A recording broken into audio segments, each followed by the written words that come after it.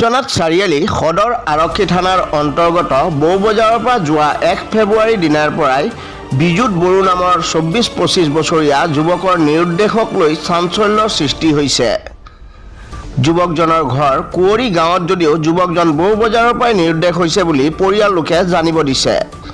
ইফালে যুৱকজন নিৰুদ্দেশ হোৱাৰ দিনৰ পৰাই মোবাইল ফোনৰ সুইচ অফ বুলি জানিব দিছে পৰিয়ালে।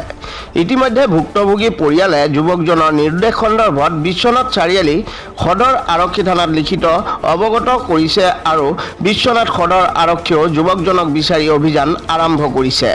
কিন্তু বৰ্তমান পৰ্যন্ত যুৱকজনৰ সন্ধান লাভ কৰিব পৰা নাই আৰক্ষীয়ে।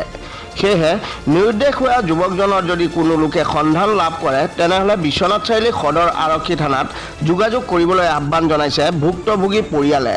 নহ'লে 9957514070 নম্বৰত যোগাযোগ কৰিব পাৰে যদি যুৱকজনৰ সন্ধান লাভ কৰে কোনো লোকে। কি ক'ব?